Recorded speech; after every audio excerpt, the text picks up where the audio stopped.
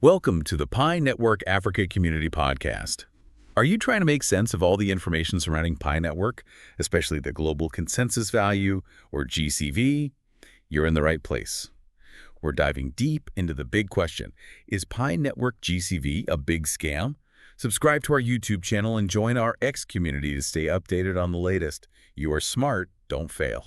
Okay, so everyone's talking about this whole GCV thing, right? Yeah, it's everywhere you look, especially since Open Mainnet. Exactly.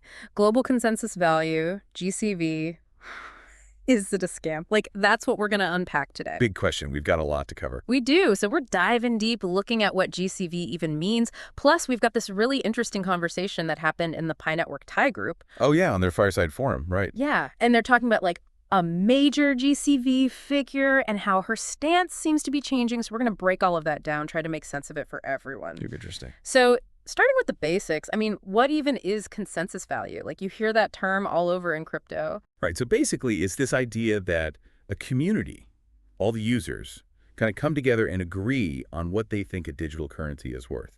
So it's not some official price set by, the government or something. Oh, not at all. It comes from the community, their shared understanding of the currency, Okay, so it's about what people believe, what they feel. Yeah, and that's influenced by things like how many coins are actually out there, what we call the supply. Then there's demand. How much do people want to use it? And of course, utility, what can you actually do with it? Right, how practical is it in the real world? Exactly.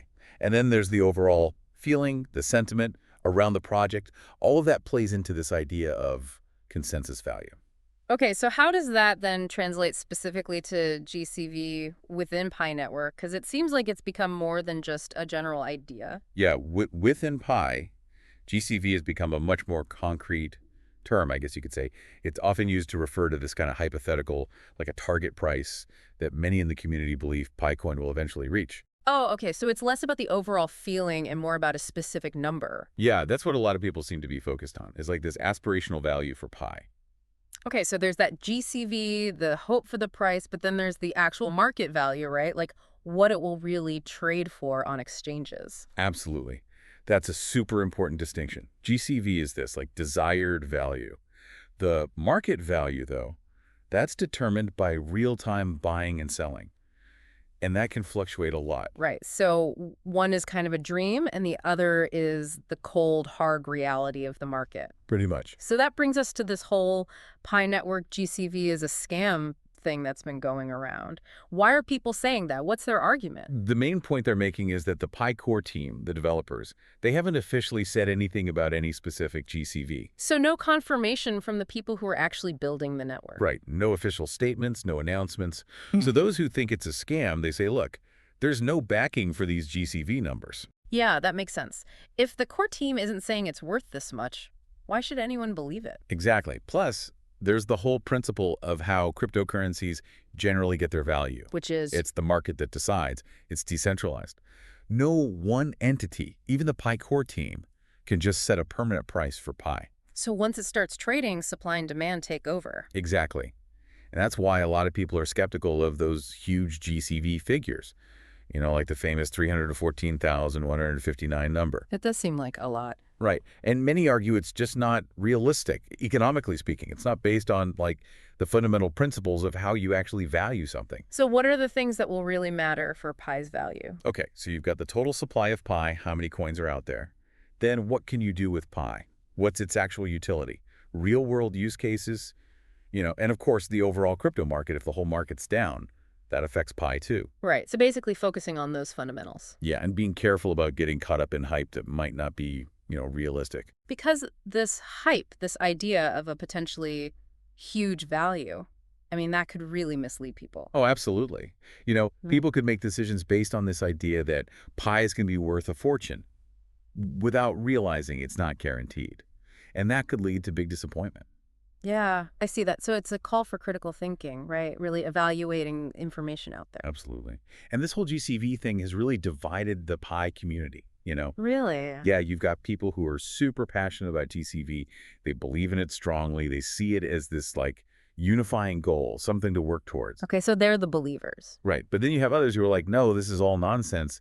They think it's harmful, potentially. And that difference in opinion has caused a lot of debate, sometimes even conflict. Wow, so it's a pretty sensitive topic. Okay, so we've heard that GCV is a scam side. But what about the other side? Are there counter arguments or other ways to think about GCV? Definitely. Some people argue that even without an official endorsement, GCV can be this symbol of the community's hope, their shared vision for the future of Pi. So, like a rallying point, even if it's not a concrete promise. Yeah, like this collective aspiration, it gives people something to believe in, work towards together. And maybe that shared excitement, even if it's based on speculation, has helped Pi grow. That's a possibility. Oh. Some say all these discussions about GCV, even if they were theoretical, it might have motivated people to join Pi Network early on. The idea of potential future value can be a powerful incentive. So it's like even if the exact number wasn't real, the belief in it helped create something. Interesting point, right. And beyond just the sentiment, there's the actual potential of Pi Network itself. Right, like what could realistically affect its value in the long term? Okay, so the biggest thing is real-world utility. What can you do with Pi? If it can be used for actual goods and services, that's huge. So a strong ecosystem of apps and businesses that are using Pi. Yes. And of course, the overall crypto market, you can't ignore that. A healthy market is good for everyone. And it seems like there might be different understandings of what GCV even means within the community. Totally. Some people see it as that specific price target, $314,159, no question. But others see it more as a general idea of Pi becoming valuable and widely used. So for them, it's not so much about a number, but more about success, long-term success. Yeah, and that difference in interpretation adds to the confusion. Okay, so now let's move on to that Pi Network tie group discussion. What were they talking about? Yeah, I'm really curious about this one. So this was on their Fireside Forum back on March 24th, 2025. And they were focused on this message that Doris Yin had posted on X, formerly Twitter, a few days earlier. Doris Yin, remind me. Oh, she's a big name in the GCV movement. Like, she's often called the Grand Global GCV Ambassador, and she founded the whole movement. So naturally, people pay attention to what she says. Right, so when she speaks, people listen. So what did her message say? Okay, so the Thai group actually used AI to summarize it, which is pretty cool. And the summary highlighted her call for pioneers to, work together, stay calm, be sincere, all that good stuff. She said she believes in the potential of GCV, but stressed the importance of everyone understanding it and cooperating. So focus on community and working together. Yeah. And get this, she said she's going to step back from the day-to-day management of the GCV movement. She's handing that over to a board because she's got this work she's doing with taxes. Interesting. Sounds like she's shifting her focus a bit. Yeah, and she said she's going to concentrate more on community education. And she also emphasized the importance of pioneers getting involved in marketing Pi, getting more people to use it. And she even encouraged them to buy Pi from exchanges at the lower prices right now. So almost like get in while it's cheap. Kind of, yeah. She talked about the goal of price stability and transferring wealth to those who've been supporting Pi for a long time. Even though Pi's on exchanges now, there's this idea of rewarding the early believers. And she cautioned about what might happen when more Pi becomes available after unlocking, like how that increased supply could affect the market price. But overall, her message was about the importance of everyone being united, working together for Pi to succeed. A message of unity, basically. So the Thai group, does they notice anything specific about her wording? Like any patterns or anything that stood out to them? Oh yeah, they picked up on some interesting stuff. They pointed out how many times certain words popped up. GCV was mentioned like 22 times. Wow. Yeah. And then the number 314,159, that was mentioned 3 times. And OM for open mainnet, that came up 5 times. Okay, so those are the keywords. Right. And they noticed a shift in how she talks about GCV. But before she was very upfront about saying GCV is $314,159. Right, very clear about the number. Yeah. But since Open Network launched back in February, she's been avoiding saying that specific price. She's talking more about GCV as a concept. So a shift away from the concrete number. Yeah. Now, get this. The Thai group also pointed out some things that the AI summary didn't pick up on, which are pretty important. Oh, okay. Like what? So they said Doris Yin is claiming that the $314,159 GCV price is actually already in the code of Pi Network, like written into the fundamental code. Wait, seriously, hold on. I'm going to need to hear that again. She's saying that price is in the code itself? Yeah, that's what they're saying. But apparently it hasn't been activated yet in Open Mainnet. Like Yeah. it's just sitting there waiting. Okay, that is wild. So how does that even work? The idea they presented is that everyone needs to be patient, let the market absorb all the pie that's being sold right now, including the newly unlocked coins, and then, once the GCV stabilizes, they can implement this OMGCV, which presumably is at $314,159 value. Okay, so this is all based on the idea that this price is just hidden in the code somewhere. But, like, where in the code? How is this even possible? That's exactly what the Thai group wanted to know. They were asking, okay, which line in Explorer Pi, the Pi blockchain explorer, shows this code? If it's not there, where is this original code that they're talking about? Which app or program in the Pi ecosystem has it? Yeah, good questions. If it's in the code, show me the code. Right. And they made another point.